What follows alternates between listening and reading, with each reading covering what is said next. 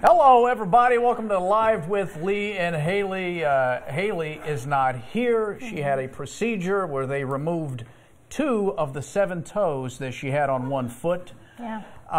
The only side effect is that she's going to be a little slower in the water, but she should be back Wednesday, we think. So, until then, though, holy cow, we got the hype girl for Rupp Arena and the Kentucky Wildcats, Maria Montgomery, who was Miss Kentucky USA 2009. Yep. Still has a flourishing modeling career. Oh, and she's hanging out with us today. Good to see you, Maria. Good to be here. Thanks for having me.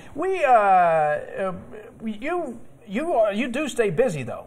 For those of folks who don't know, your job, you and Ravi Moss, is to keep the crowd entertained because it's a society now that has to have something going on all the time. Yep. We do any entertaining. We make sponsors happy, any activities. So right. We're the extras. We don't talk about the game, which is nice because it's a lot easier that way. What do you guys, you like throw stuff, trinkets, no, T-shirts? You do that? We used to throw the T-shirts, but we pass that on to the cheerleaders. We decided they're a little bit better about doing that than us. So we do the extras. Last season, that guy hit that shot from half court. $10,000 shot. And won $10,000. It was awesome. It was on SportsCenter and all over the place. So, and some people may believe that, and you can make a case, that it actually hyped the team up a little bit because the crowd got so energized that they came back out after that timeout and played with a little more passion. They did. You know, I didn't really look at it that way, but I think you're right. What I don't get is that guy, after he hits the shot, he runs over and hugs Ravi instead of you.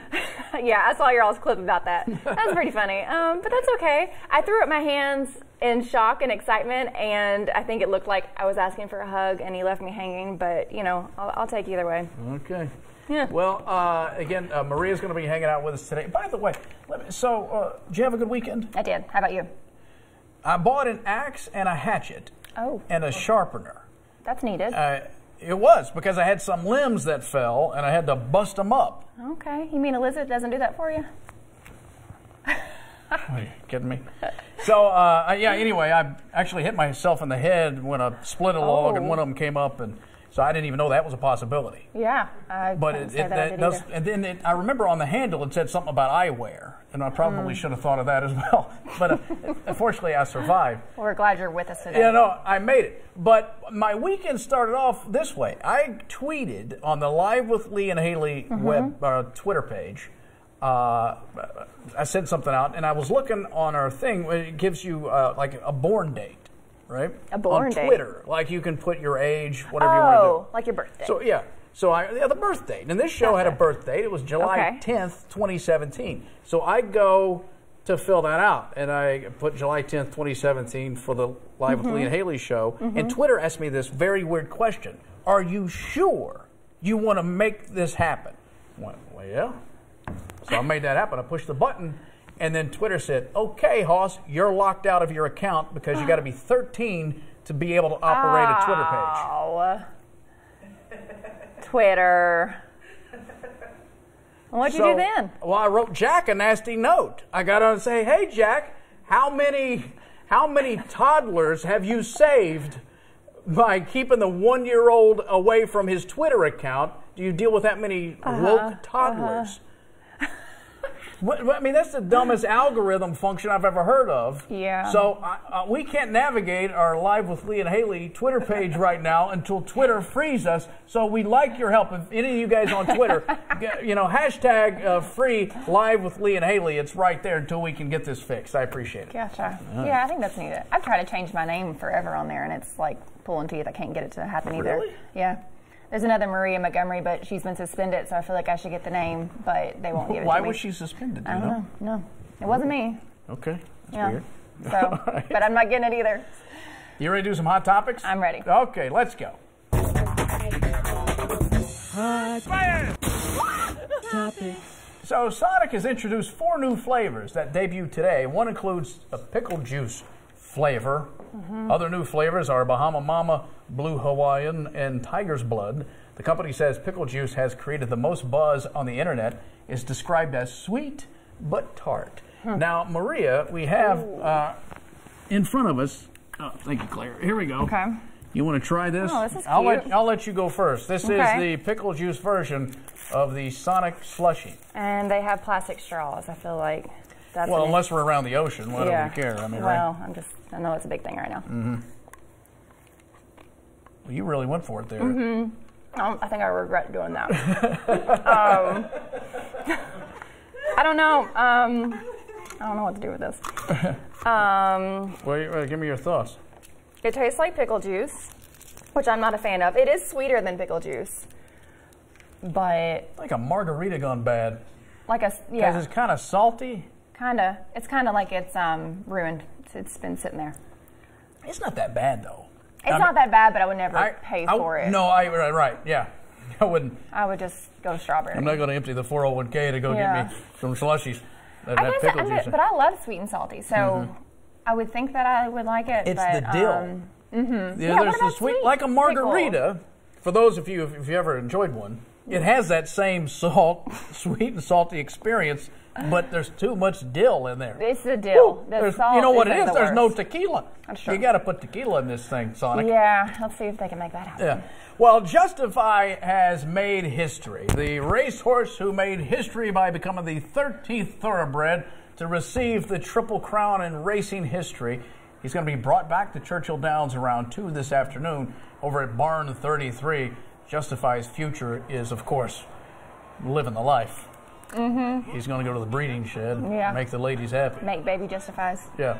It really was an amazing feat that he accomplished now that we've had 2 sort of close together with American Pharaoh. But I was looking at the times, and Justify is way behind when you do the aggregate number of how fast these horses ran their Triple Crown races. Mm-hmm. He's very close. Now, this is something to think about. He's very close to American Pharaoh, maybe a second or 2 behind American Pharaoh, but Justify had to run through the slop at Churchill Downs, remember that, and then the fog at the Preakness. Mm-hmm. So that says a lot for him. But the difference between Justify, American Hero, I don't know what I'm saying, American Pharaoh, and the rest of them and Secretariat is crazy. Really? He's lapping all of them, Secretariat. Sure. Phenomenal. I had no idea. Yeah. Well, last night was the 72nd annual Tony Awards. Actor Robert De Niro took the stage to introduce a special performance by Bruce Springsteen. The actor started with, well, a dirty word directed right at President Donald Trump. They bleeped that from the CBS national telecast. CBS has had some issues with violating FCC laws. It drew a standing ovation, if you can believe that, from the Broadway crowd. I can't believe it. Springsteen followed performing My Hometown.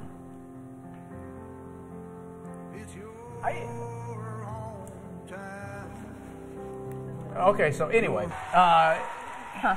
the celebrities do this, they use these forums to have political messages, and it is absolutely their right to do it. Right. But it doesn't win any favor with half the audience that may be watching. I don't know how many red meat conservatives are watching the Tony Awards, so I don't know who would be mad anyway. But yeah, it's just not classy. I mean, at the end of the day, not probably his best move. Robert De Niro never was Cary Grant anyway. He was always a gangster most of the time, or he's an angry father or grandfather. True. So he kind of plays into his character. That's right. Well, a 2-year-old girl was experiencing stage fright.